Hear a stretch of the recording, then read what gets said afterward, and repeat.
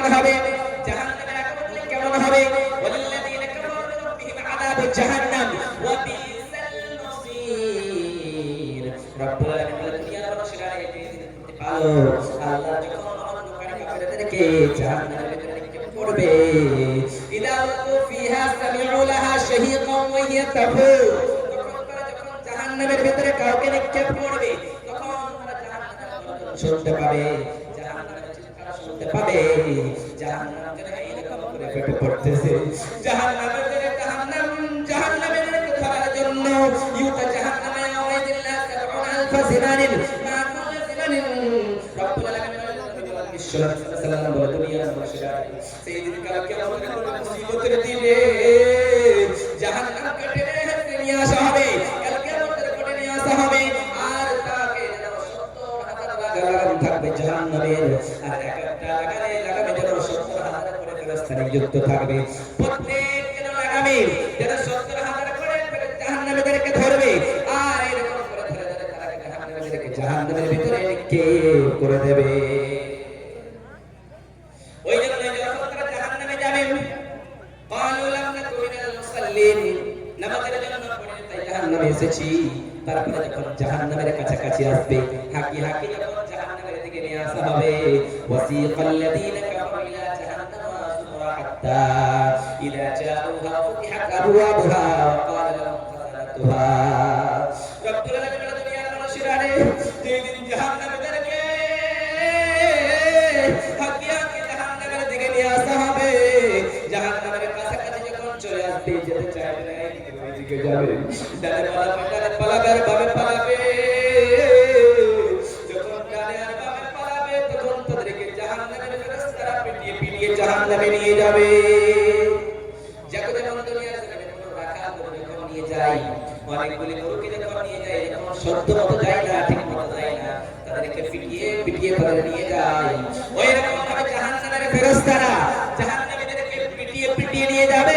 যখন জাহান্নামের কাছাকাছি যাবে, তখন জাহান্নামের গর্জন তারা শুনতে পাবে। যখন গর্জন শুনতে পেয়ে নেবে, ওই জাহান্নামের দরজার গেট মারা বলবে, ফেরেশতারা বলবে, ও জাহান্নামীরা, বল বল বল বল বল, কেন জাহান্নামের ভিতরে আসলি বল। এই জাহান্নামের ভিতরে তো আসার কথা ছিল না, আল্লাহ তোদের জন্য জান্নাত বানাইছে, ওই জান্নাতের ভিতরে তুই যেতি, কিন্তু জাহান্নামের ভিতরে কেন এলি বল। তোর কি জাহান্নাম বলে একবার ভয় হয়নি? জাহান্নামের আগুন বলে কি একবার ভয় হয় নাই নাকি? জাহান্নামের আগুন তোকে দড়িয়ে পুড়িয়ে শেষ করে দেবে, ওই জাহান্নামের আগুন বলে তোর কি একবার ভয় হয়নি? যে আগুনে দাও করে চলবি, যে আগুনের ভয় কি একবার তোর অন্তরে যায়নি নাকি?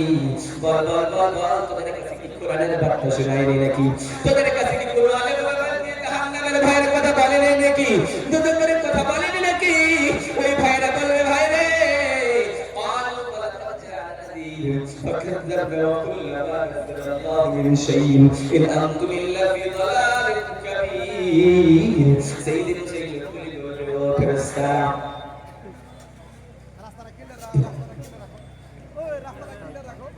সেইদিন ওই ফেরেশতারা বলবে, হায় রে, আমাদেরকে জাহান্নামে নিয়ে আসলো কিসে?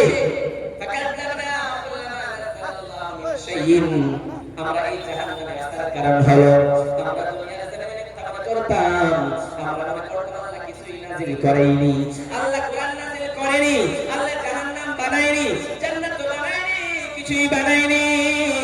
এই কারণে জাহান্নামের ভিতরে আসলাম রে ভাই, নচেত আমরা জাহান্নামে আসতাম না।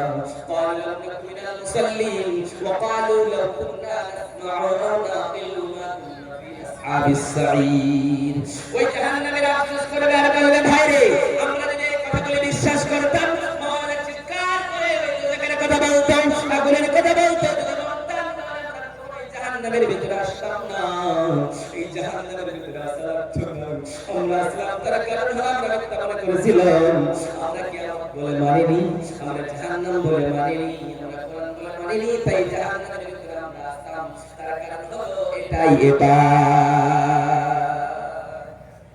এই কারণে এসেছি, যদি দুনিয়ার জমিনে একটা বেগানা বেহায়া নারীকে দেখানোর পরে আপনার জন্য সেই মেয়েটার দিকে দেখাটা হারাম, কিন্তু আপনি তাকিয়েছেন জাহান্নামের ভয় আপনার অন্তরে আসেনি। বিশ্বনবী সাল্লাল্লাহু আলাইহি ওয়াসাল্লাম বলেছেন, দুই চোখ কখনোই জাহান্নামের আগুনে জ্বলবে না। দুই প্রকারের মানুষ জাহান্নামে যাবে না। যে চক্ষু দুনিয়ার জমিনে কি করবে? আইনানে লা তামাসসুহুমুন নার ওয়া আইনুন বাকাত মিন খাশিয়াতিল্লাহ ওয়া আইনুন বাকাত তাহরুসু ফি সাবিলিল্লাহ।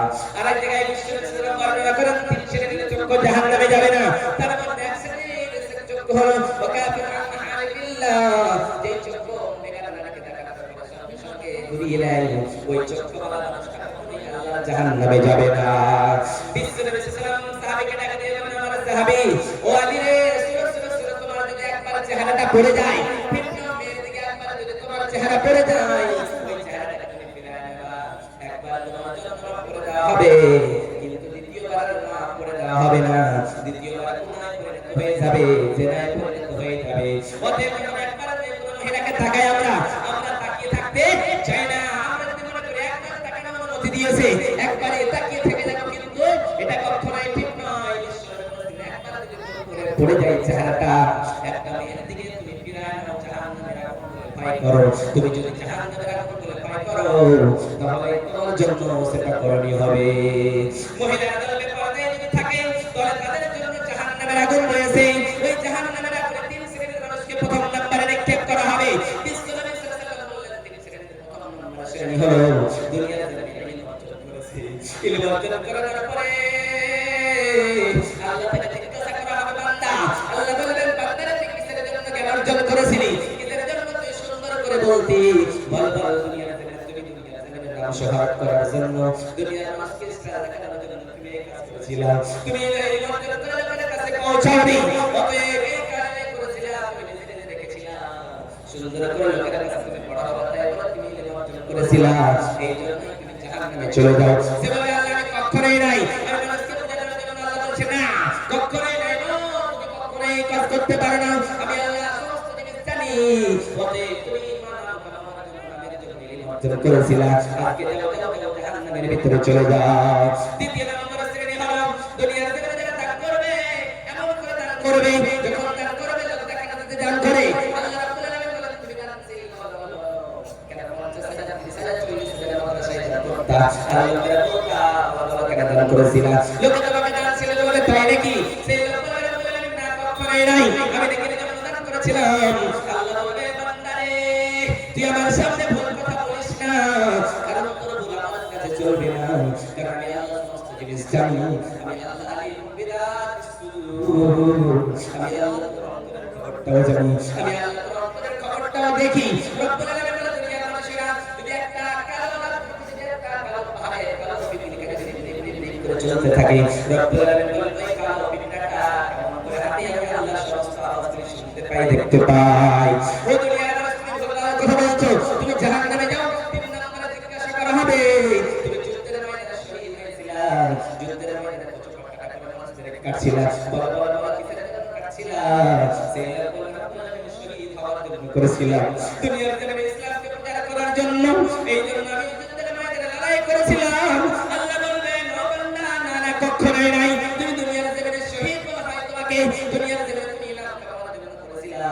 যাও যাও যাও, তুমি জাহান্নামে চলে যাও।